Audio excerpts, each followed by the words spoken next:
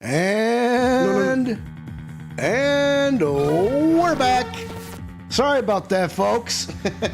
Yeah, so this is going to be part 2 of a 2-part video because our stuff crashed. But last we were that so now Hugh O'Connor's testimony about seeing the body has come into question. So Prosecutor Blackwell is testing him on it. So I shall only say this once, Golden Boy. You had best tell the truth and do it now. That is, if your head wishes to enjoy the continued companionship of your body. Hold that thought for a second. We're going to test something. Check 1. Sorry about that. Got to do sound checks. So, that is, if your head wishes to enjoy the continued companionship of your body. Yikes! Now, out with it. Did you truly witness the body? Or were you just lying about it? Well, which is it?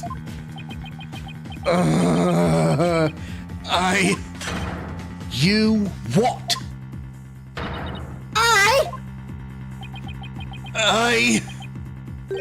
I never saw the body. What? Oh, Are you sure about that? Lie to this court again and I'll charge you with perjury. There was no body on that stage. I've been lying about that this whole time. I'm sorry. Whoa, what the fuck? yes. We've exposed Hugh's big lie for what it is. But why would he lie about this to begin with? Order! The base premise that the body was moved before the mock trial has been overturned. I imagine this has an impact on both the defense and the prosecution's case. Well, first I'd like to thank the prosecutor. This brings us one step closer to the truth. Now, at least, we know the body was moved using the wire in school banner. Indeed. That much I shall concede, Sykes-Dono. The body was moved as you stated, and in the midst of the mock trial. So both sides are satisfied then? If the body was moved before the mock trial, we have our 3 suspects. But if the move took place in the midst of the mock trial, it is an entirely different story. Right. All 3 suspects were in the mock trial. That gives them solid alibis. Well, hang on a second. Now remember, the time of death was the night before.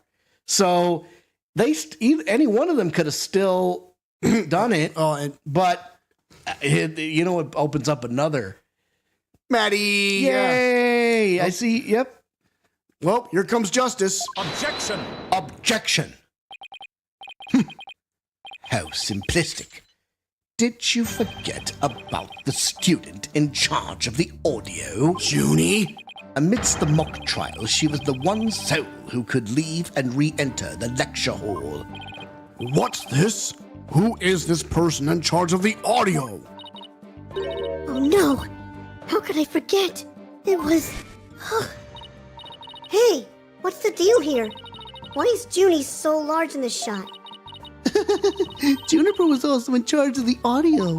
When she wasn't in the trial, she was in the audio control room dealing with the music. Indeed. The one who could enter the art room amidst the mock trial to move the body. If anyone's watching on Twitch, close out and come back in, and that fixes it. Yep. Was none other than the accused, Juniper Woods, for she was in charge of the audio. No!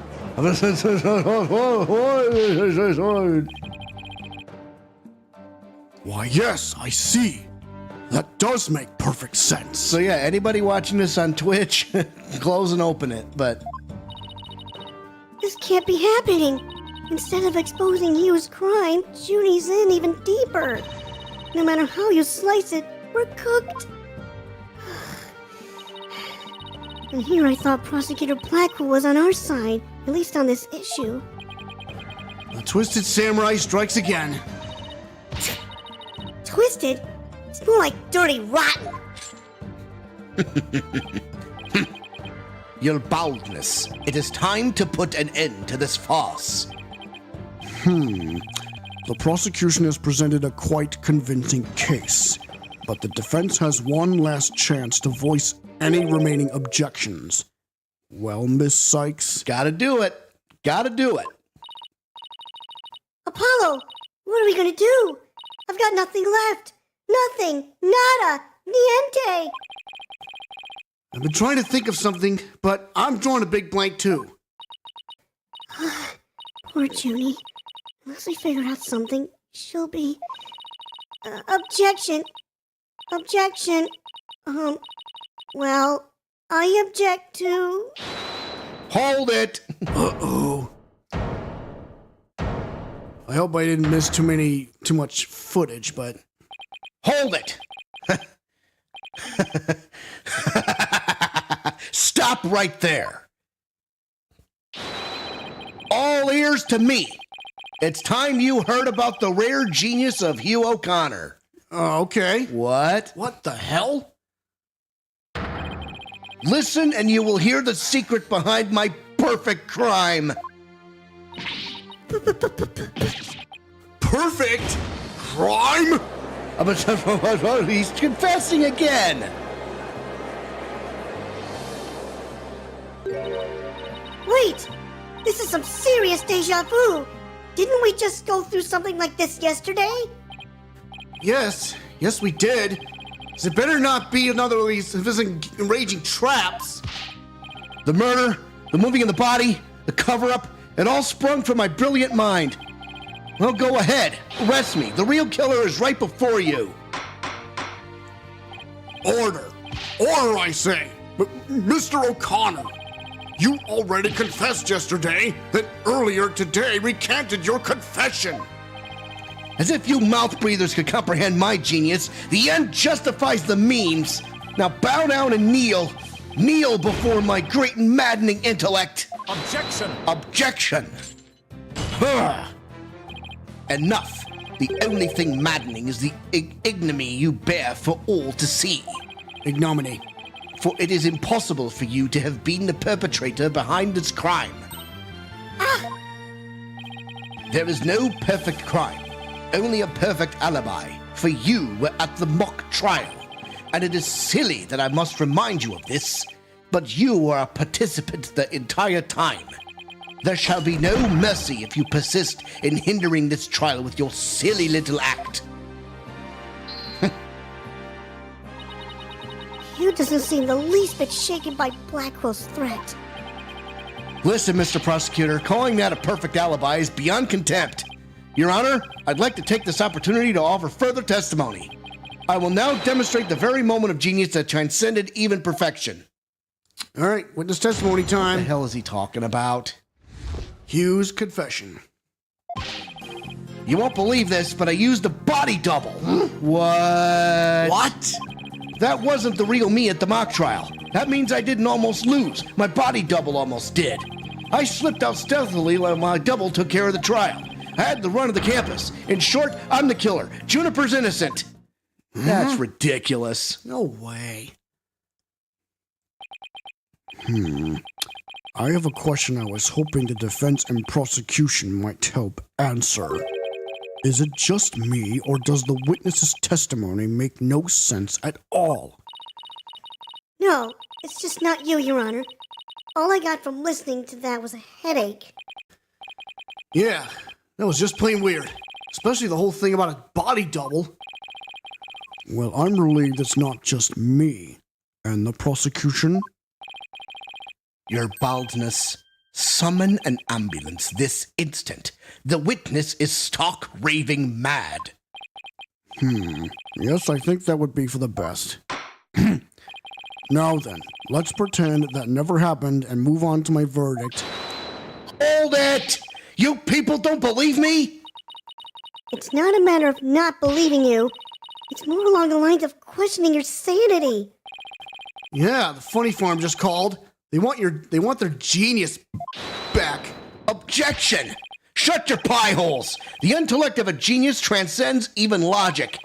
Besides, don't you guys have that weird device for testimony like this? Objection! Objection! Richard's not a weird device, and I don't waste him on ridiculous testimonies. Easy there, Tiger. Think of it this way. We don't want a verdict to be passed just yet.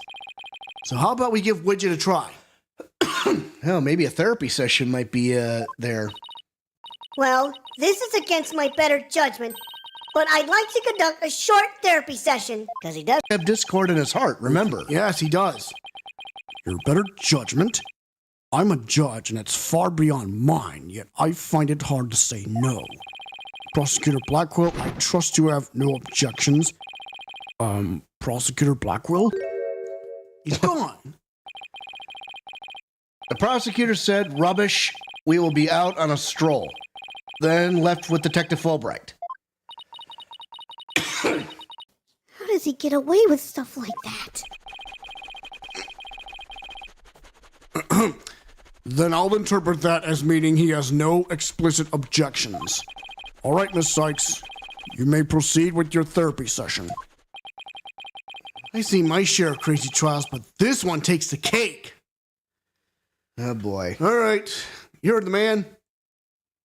Mood Matrix, activate. We've revealed 2 secrets so far in this case. First tonight, now this one here. What's it gonna be? Uh-oh, happy alert. Yeah, overconfidence and everything. You won't believe this, but I used a body double. That wasn't the real me at the mock trial. Oh, keep going. That means I didn't almost lose. My body double did. I slipped out stealthily while my double took care of the trial. I had the run of the campus. In short, I'm the killer. Juniper's innocent. Oh, hey, wait a minute now. Now, think about this. I remember hearing that Hugh didn't care much for Junie anymore, but it looks like he's happier about Junie than ever, so is that what's causing that over-happiness, overconfidence? With him? Yeah. Got it! Mr. O'Connor, yesterday, you said that you didn't really care about Ms. Woods anymore. I already told Juniper, so I might as well tell you. I don't really care about her anymore. What? Why? Yeah, well, Juniper reported my secret to Professor Courte. His secret? Oh, the bribe. She wanted nothing to do with me because I disappointed her. That's why I don't care about her anymore. I was never trying to protect her. My confession was always about one thing and one thing only, the truth. Objection! Objection! Mr. O'Connor, you feel great happiness in the fact that you might help set Miss Woods free. So much so that it overshadowed all of your other emotions. What are you?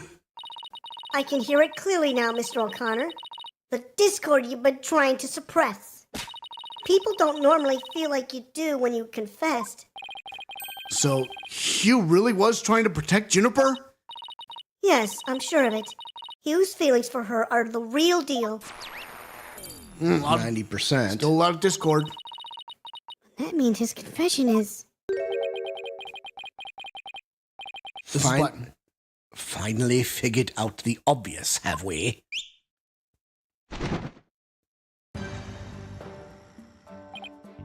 Why, Prosecutor Blackwell, you're back. The confession was naught but lies, save for the part about being in the mock trial. Can we all agree now that the killer is the one in charge of the audio, i.e. the accused? Gah! Why couldn't you have taken a longer stroll? No, you haven't unraveled the genius of my body double trick yet. You can't be serious! Do you really expect us to believe you had a body double? Yes, I do, but if you think I didn't, then prove it. Either we quit here and Juniper is found guilty, or we play along with Hugh's delusion. Let's go with the least worst choice, but first, let me update his testimony. Least worst? That makes no sense. You won't believe this, but I used a body double. So, surprise. Check the whole testimony. That wasn't me at the real mock trial. Focus on the happiness. That means I almost didn't lose. My body double did. I slipped out stealthily while my double took care of the trial. I had the run of the campus. In short, I'm the killer. Juniper's innocent. So there's some happiness throughout the whole testimony, except for one thing. Why is there no happiness in this section? That means I didn't almost lose, my body double did. Nothing. I mean, there's nothing. Got it! I didn't almost lose, you say? Very odd. You exhibited happiness the entire time, except during this statement. Ugh. You don't know when to give up. Wait, now that I think about it. No, don't. Stop making stuff up. When I left the lecture hall, How we doing, chat, by the way? it was during Professor Mean's pre-trial speech. That's when I moved the body. I then slipped back in just before the verdict. So you're saying you were there the moment your double was about to lose? Yes, I was. Naturally, I wasn't happy when I saw that. In any case, I was at the far end of the lecture hall behind the screen.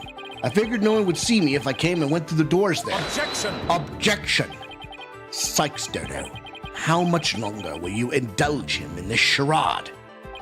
While it's true that none in the audience might see him go through either of those doors, the faculty seats on the balconies are a different story and have a splendid view. Thought you could do better than that. The lawyer's bench is on the right side when facing the front of the hall. I used the door on the right side near the lawyer's bench. That means my movements were only visible to someone in the left balcony seat, but that seat was empty at the time, which is only natural. Now, time out. Who? That was Professor Means' seat. Yeah. So if that was empty... Oh, I think we got a new suspect, Jack. Oh, yeah. And I think... He was suspicious from Jump Street. After all, it belonged to Professor Courte, and as we all know, she was already dead by then. Nuh-uh. That can't be right. An empty balcony seat on the left side contradicts this piece of evidence. Take that!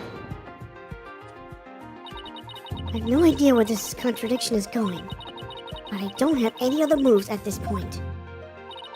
Guess I'll just have to follow it and see where this takes me. You said the left balcony seat was empty, but was it really? I saw it with my own eyes. It was definitely empty. But what about this diagram? According to this, Professor Means was supposed to be seated in the left balcony seat. But if you left the lecture hall during his pre-trial speech, he would have been standing there at his seat addressing the students and faculty. Ugh, no, this can't be right. Oh, there goes A little bit. You do no one any favors by exposing the falsities of his confession. I've told plenty of lies so far, but this part is true, I tell you. There was nobody in the left balcony seat. You gotta believe me. It doesn't seem like he's lying this time. Okay, Mr. O'Conner, let's have you testify again. But this time, don't spare any details. Sorry, I had a burp coming. You got it. I'll repeat it as many times as you'd like. I mean, my ingenious escape act warrants repeating, considering I'm the real killer. All I really care about is whether that seat was empty or not. Okay. Second floor was deserted. Surprise.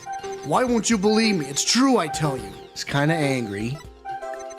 I went out through the back door without anyone noticing. Then all I had to do was go through the empty audio control. But why is he sad? Why is he so sad in this one? It leads into the hallway, so I was perfectly capable of moving the body. It wasn't empty, though. I mean, Junie was in there. Got it! I detected powerful sadness and fear right after you said this part. It's as if you'd said something you shouldn't have. What's wrong with you? You shouldn't reveal a person's inner feelings for all to see. Mr. O'Conner, it's you who is revealing your inner emotions by the way you speak. Plus, I have a good idea about why you're feeling sad. You're a horrible person. Can't you just leave me be? You said that you went through the empty audio control room, but that's not true, is it? There was someone who returned from there once Professor Means finished his speech. And that someone who was in the audio control room was Junie. Take that! I know you realized there was a problem with your statement as you were saying it. That's why you felt so uneasy. If the audio control room really was empty, that would mean Miss Woods was roaming around the campus. Mr. O'Conner, if you really want to protect Miss Woods, just tell the truth. If you believe in her, revealing the truth is the same as protecting her. Juniper's innocent. That's the truth. But in this dark age of the law, the truth can be easily twisted to serve anyone's needs. When the end justifies the means, your only choice is to fight back with lies. Hugh's heart won't hold on under this battle between truth and lies. Is there something I can do to make him recant his false testimony? I fear nothing now that I've lost everything. Go ahead, Prosecutor Blackwell. Cut me down if you wish. I thought you'd never ask. With you gone, me may swiftly proceed to a verdict. Yeah! Uh-oh. Oh no, the shackles! He broke out of his shackles again! He's got a sword! I don't want to be a poor accountant down at the detention center.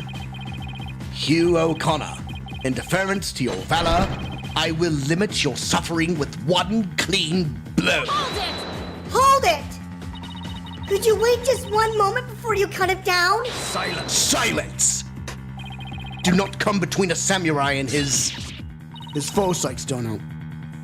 I never learned about this in law school. Do not come between a samurai and his foe, Sykes Dunno. Careful, prosecutor! Remember that shocking experience you had last time? Yep. Very well. Golden Boy may live.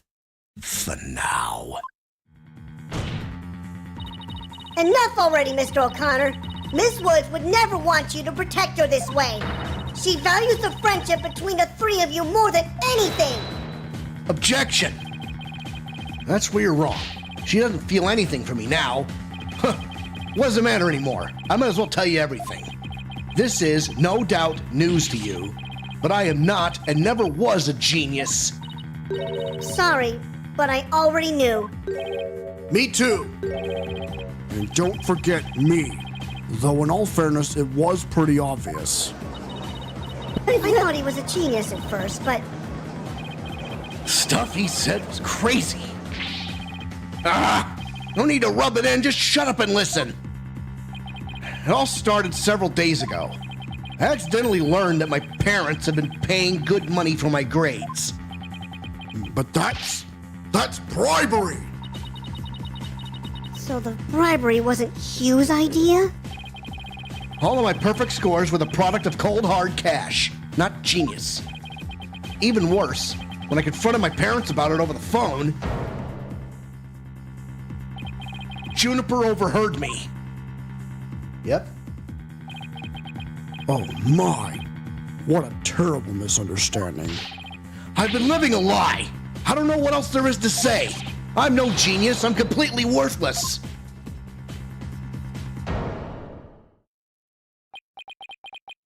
A perfect zero. Oh boy. Ugh.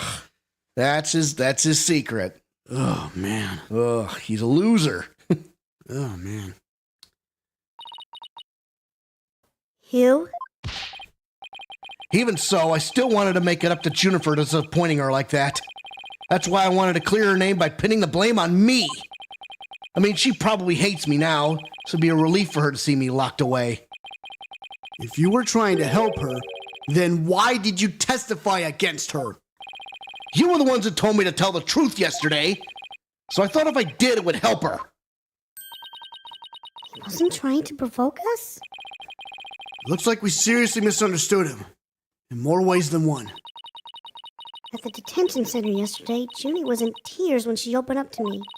But the truth is, the friendship between the three of them is still rock solid. If there was something that could help me prove that to Hugh... Remember? We even have proof of our friendship. Yeah! As long as our friendship lasts, you can bet we'll be carrying them around. I know. What about that proof of friendship they mentioned? I wonder where or what it is. I didn't buy it.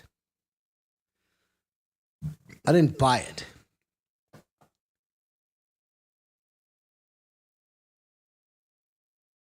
It's handmade. There's only one like it in the world. That music again. Wow. Maybe it's... No, that's definitely it. That band around his neck. Mr. O'Conner, that band around your neck, that's your proof of friendship, isn't it? Proof of friendship? Is that anything like a proof of purchase barcode? Oh, God. Come on, Judge. In court, evidence is everything. That's why the three friends created friendship bands. It's the evidence that proves their friendship. Ho! How very interesting. And chic. Chic.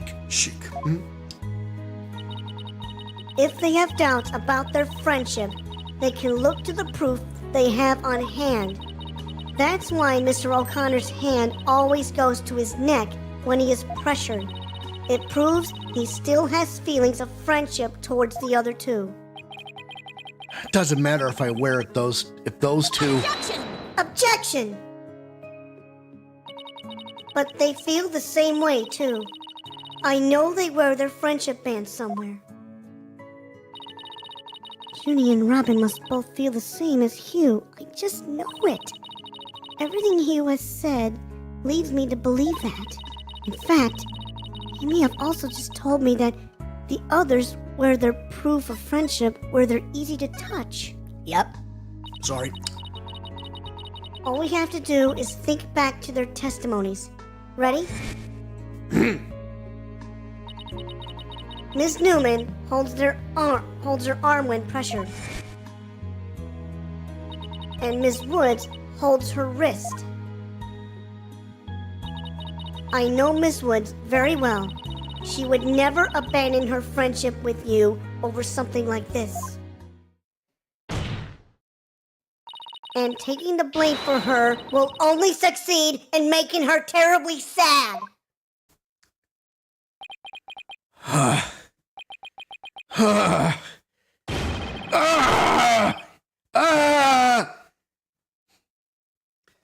I think it's cutscene time. Here we go.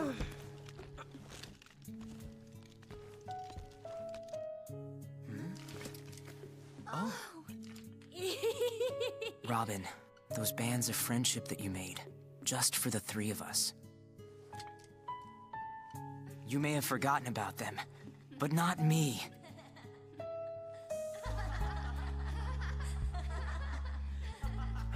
Shit runs deep, doesn't it? Hugh!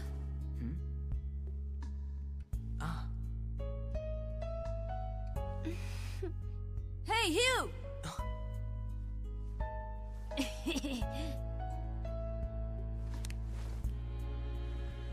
And to think, I should have known better than to doubt my best friends.